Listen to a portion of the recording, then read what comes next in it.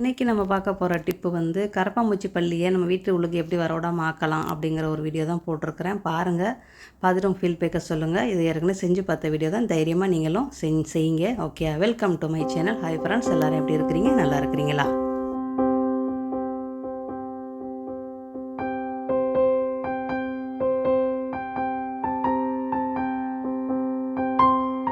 இன்றைக்கி வந்து ஏற்கனவே செஞ்சு வச்சோம். அந்த பொருள் வந்து வச்சு கிட்டத்தட்ட 2.5 மாதம் இருக்கும். இன்றைக்கி தான் நான் அதை எடுக்கிறேன். ஆனால் அந்த தைலத்துலலாம் எந்த ஒரு கரப்பாம்பூச்சி அழுக பண்ணி விடவோ, பல்லி அழுக்கு பண்ணி விடவோ விடலை.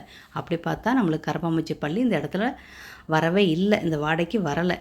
அதான் உண்மை. சரியா?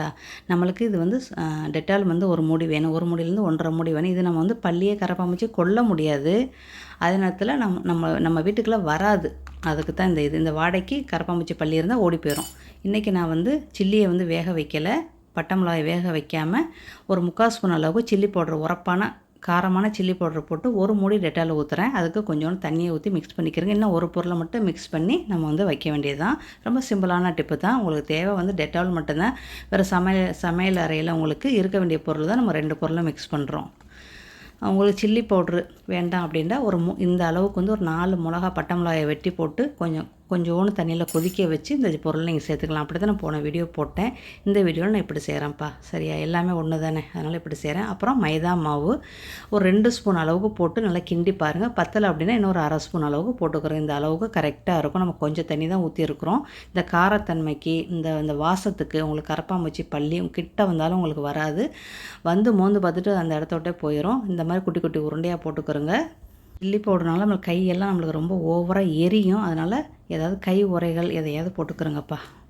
இந்த மாதிரி பிளாஸ்டிக் பேக்காக இருந்தாலும் எடுத்துக்கிறோங்க. எடுத்து கையில் கட்டி ஒரு லப்பர் பேண்டை போட்டு இது பண்ணிக்கிட்டிங்கன்னா உங்களுக்கு நல்லா இருக்கும். இல்லைன்னா அந்த விரல்லாம் எல்லாமே கையெல்லாம் அப்படியே காந்து, எனக்கு பாருங்கள் அப்படி தான் காந்துது. பாதி உருண்டைக்கு மேலே வெறுங்கையே வச்சு உருட்டிட்டேன். உரை தான் போட்டு செஞ்சு பார்த்தேன்ப்பா, ஆனால் எனக்கு சரியாக வரலை. அதனால் கலட்டி வச்சுட்டேன். நம்ம இப்படியே பழகிட்டதுனால நம்மளுக்கு அதெல்லாம் சரியாக வர மாட்டாங்க. நீங்கள் இதெல்லாம் போட்டுக்கிட்டு செய்யுங்க. இப்போ இல்லைன்னா ரொம்ப காந்தும் பார்த்துக்கிறங்க. நான் பாருங்கள், ஒத்த கையில் மட்டும் இந்த பிளாஸ்டிக் பேக்கை போட்டு இது பண்ணியிருக்கேன். இன்னொரு கைக்கு போடலை. 2 கையிலையும் போட்டால் எனக்கு அந்த உருட்டுறது கொள்வது சரியாக வரமாட்டேங்குதுப்பா. சரியா? அதனால் ஒத்த கைக்கு மட்டும் தான் போட்டிருக்கிறேன். அப்படி இருந்தும் கை ஃபுல்லாக எல்லாமே காந்தது. பார்த்து செஞ்சுக்கிறேங்க அந்த வேலைகளை. இதேமாரி சாஃப்டான அந்த பிளாஸ்டிக் பேக் மாதிரி சாஃப்டான உரைகள் கூட இருக்கும். நம்ம சில நேரத்தில் யூஸ் பண்ணுறதான். நான் வச்ச இடத்துல பொருளை காணும்.